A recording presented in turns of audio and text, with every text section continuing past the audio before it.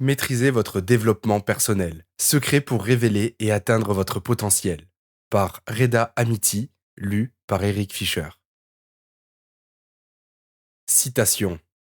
Chère lectrice et chers lecteurs, pour vous accompagner tout au long de ce livre, j'ai sélectionné des citations de Lao Tse, un sage et philosophe chinois, fondateur du taoïsme. Bien que ces citations soient vieilles de plusieurs milliers d'années, leur puissance et leur sagesse m'ont toujours donné la force nécessaire pour continuer dans toutes mes entreprises, personnelles, professionnelles et même sportives. Ces messages universels et si puissants prennent encore clairement aujourd'hui toute leur dimension. Je souhaite de tout cœur qu'elles vous apportent tous leurs bienfaits, tout autant qu'à moi, et que ce livre vous montre le chemin que vous souhaitez découvrir.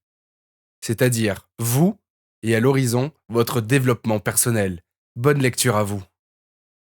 Introduction. Surveillez vos pensées. Elles deviennent des paroles. Surveillez vos paroles. Elles deviennent des actions. Surveillez vos actions. Elles deviennent des habitudes. Surveillez vos habitudes. Elles deviennent votre personnalité. Surveillez votre personnalité. Elle devient votre destinée. Lao Tse. Chères lectrices et chers lecteurs, je vous souhaite la bienvenue et je suis ravi de pouvoir vous offrir ce parcours transformateur, alors que ce livre va devenir votre compagnon de voyage durant plusieurs jours, voire plusieurs semaines. Avec ce livre, je n'ai pas voulu me limiter à prodiguer des conseils. Cet ouvrage se veut pratique, présentant des aspects stratégiques, conçu pour vous accompagner dans la libération de votre plein potentiel et dans la transformation de vos ambitions et de vos rêves en réussites parfaitement concrètes. Si vous avez entrepris la lecture de ces lignes, c'est probablement parce que vous ressentez un désir de changement. Vous êtes las de ne pouvoir vous en sortir seul. Toutefois, vous ressentez en vous une énergie inexprimée, que vous ne pouvez qualifier, mais qui demande à sortir en plein jour. Oui, vous aspirez à une vie plus alignée sur vos valeurs et vos rêves. Oui, vous vous trouvez au début du chemin que j'ai tracé pour vous. Cet ouvrage est votre plus précieux allié pour engager dès aujourd'hui une démarche profonde, méthodique et épanouissante de votre développement personnel. J'ai conçu chaque chapitre de ce livre pour vous guider à travers des étapes précises de votre transformation. Vous allez également y apprendre à clarifier vos objectifs. Et oui, savoir exactement vers où nous souhaitons aller est primordial, car sans une direction bien définie, l'énergie investie risque de se perdre en chemin tortueux, plus long et infructueux. Bientôt, vous allez adopter pour vous-même cette maîtrise de la clarté de vision, sachant précisément où vous souhaitez vous diriger et vous allez pouvoir adapter vos efforts pour y parvenir. En faisant de cette approche votre ligne de conduite, vous allez commencer, vous aussi, à percevoir vos objectifs comme des possibilités réelles et à portée de main. J'ai souhaité que ce livre aille bien plus loin que la simple théorie. Cet ouvrage s'appuie sur mes recherches approfondies, sur mes découvertes, ainsi que sur mes essais et victoires concernant des techniques solides issues de la psychologie, des neurosciences et du domaine du développement personnel. J'ai cherché, pour vous aider à l'utiliser et renforcer l'attrait de ce livre sur vous, à créer son contenu le plus fluide possible et le plus progressif, mettant en place des objectifs précis, des exercices pratiques et puis des exemples qui m'apparaissent inspirants.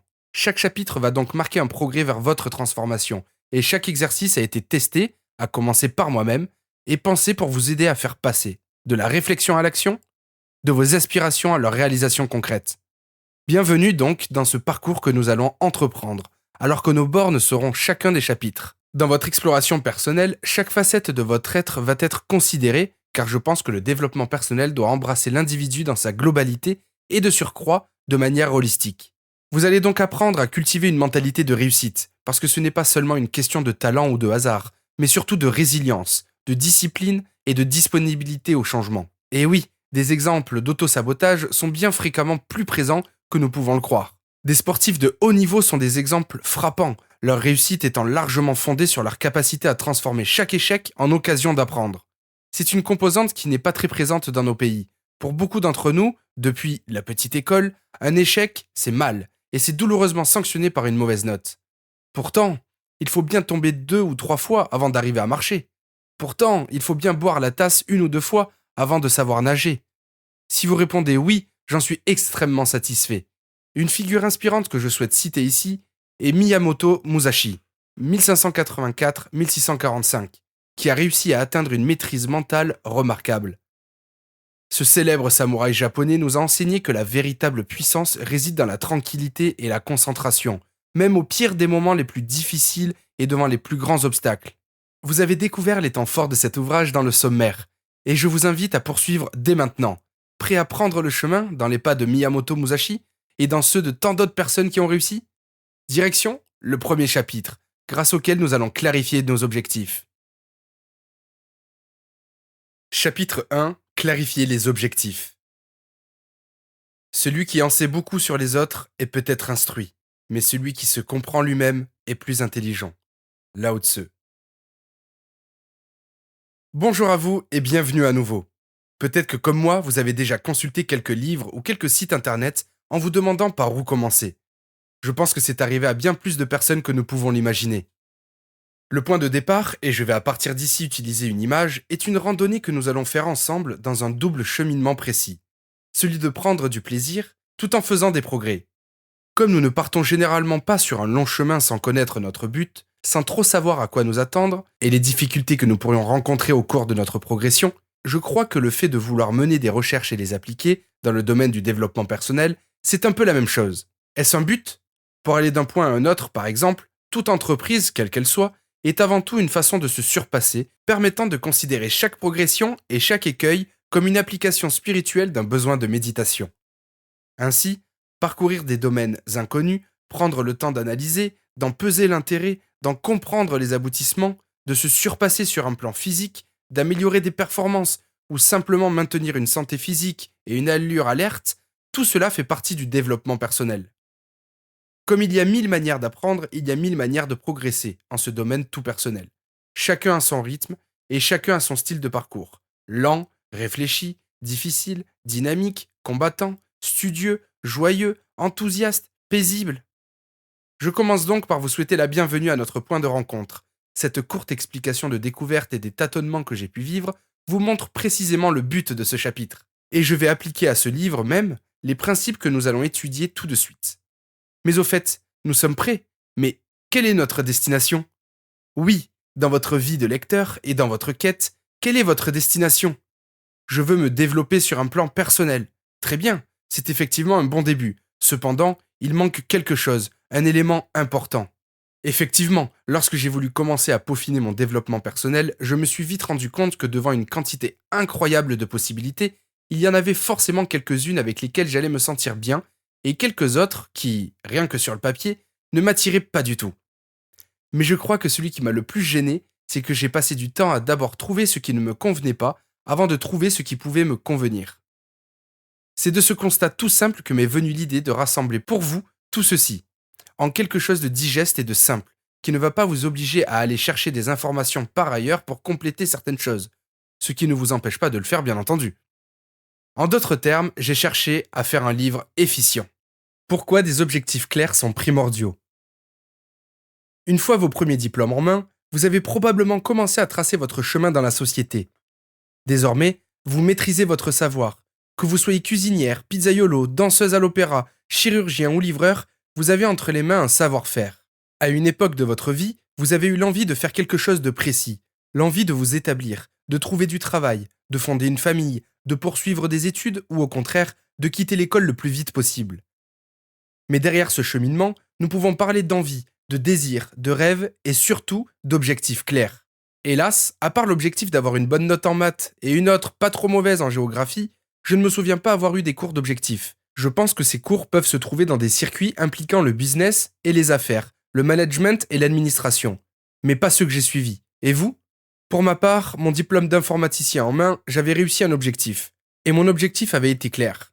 C'était celui d'avoir un diplôme me permettant d'avoir un travail qui me plaît, parce que mon objectif clair, à l'époque, bien défini, c'est celui qui m'a permis d'avoir du succès. Partant de ce principe, voici que nous pouvons nous mettre en route. Quel est votre souhait d'accomplissement ? Quelle transformation significative voulez-vous voir en vous ? Vous souhaitez un changement durable, n'est-ce pas ? Si oui, lequel ? C'est en répondant à toutes ces questions que nous allons commencer par nous former une vision claire de ce que nous voulons atteindre.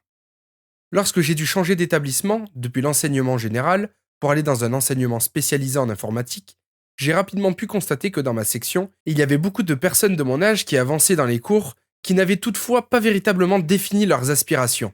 Je pensais même que parfois, certains des élèves se laissaient porter par les événements en espérant que les choses allaient naturellement bien se passer, au mieux. Et au pire, que les choses allaient s'améliorer d'elles-mêmes et que les résultats allaient suivre.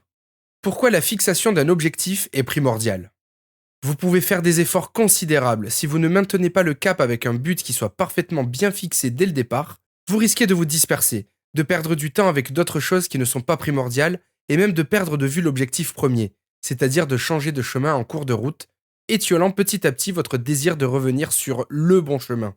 Pour transformer sa vie, j'ai retenu de mes premières tentatives de mon grandissement personnel que pour le faire de manière cohérente et durable, la fixation d'un objectif est essentielle, voire vitale. Même une vision abstraite peut devenir un objectif, à partir du moment où vous tracez un itinéraire précis pour y parvenir. L'avantage est que tout cela va nous permettre de quantifier nos résultats. Preuves scientifiques et impact sur les objectifs définis. Parfois, la vie privée, ou la psychologie cognitive, rejoint étroitement le management. C'est ainsi qu'est appliqué désormais à l'individu en général, et à l'entreprise aussi, certains principes de gestion. Étude de référence. Il s'agit de ce qui a été développé et rendu populaire par Peter Ferdinand Drucker, 1909-2005, dans les années 1950. Ce professeur et consultant en management d'entreprise est l'auteur de nombreux ouvrages, a développé l'idée de la gestion par objectif. Pour ajouter un peu d'humour à tout cela, pour dynamiser ce que vous souhaitez faire, et c'est vrai pour quoi que ce soit, pour un marathon, pour le bénéfice d'une promotion ou sauter en parachute, rien ne vaut un objectif clair et net. Définir ce que vous voulez avec une grande précision va agir dans vos pensées et dans vos actions, un peu comme un GPS pour votre cerveau. Les principaux avantages à l'objectif sont qu'il va diriger votre attention, mobiliser votre énergie et, en prime, diminuer les chances de faire un écart vers la télévision ou n'importe quoi de distrayant, mais totalement contre-productif. Je dis fréquemment qu'un objectif bien taillé, c'est la boussole GPS qui va transformer vos efforts en succès. Votre premier exercice peut se faire sur cette page. Oui, ici même. Je vous laisse quelques lignes pour prendre des notes personnelles, tout en répondant à ces questions. Quel est votre objectif principal? Comment pouvez-vous le clarifier? Votre définition courte et claire est: votre but est de le réussir en combien de temps? Votre nouveau mode de vie pourrait être de: quel défi est en fait une opportunité?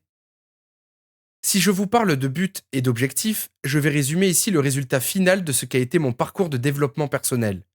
Voici ce que vous pouvez gagner à vous fixer pour chaque chose que vous entreprenez des buts et des objectifs. Vous aurez des performances dopées, une motivation solide et une bien meilleure organisation de vos efforts. En clair, fixer des objectifs spécifiques et ambitieux, c'est un peu comme tracer votre plan détaillé d'accès à la réussite avant de partir à l'aventure. Vous savez où vous allez, vous persévérez davantage, vous maîtrisez votre parcours, vous mettez au point vos stratégies, vous avez du recul pour mieux les développer. Vos objectifs bien définis sont votre boussole, votre carte, votre GPS. Utilisez l'image qui vous convient le mieux pour arriver à clarifier vos priorités, permettant de mesurer chaque progrès que vous faites.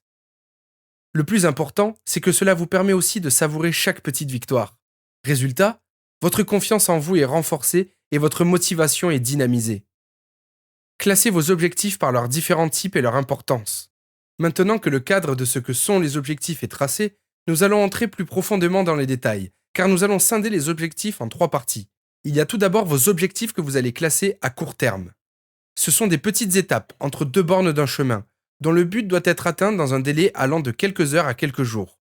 Si vous souhaitez changer de régime alimentaire et supprimer le gluten, vous pouvez vous donner 1 semaine, à raison d'1 heure par jour, pour faire le tri dans vos réserves alimentaires. Atteindre votre objectif de ce type vous récompense et vous apporte confiance en soi. Ensuite viennent vos objectifs à moyen terme. Le moyen terme s'étend de quelques semaines à 1 ou 2 semestres, mais ne dépasse généralement pas 2 ans. Il est à considérer comme un tremplin intermédiaire pour accéder à l'étape suivante.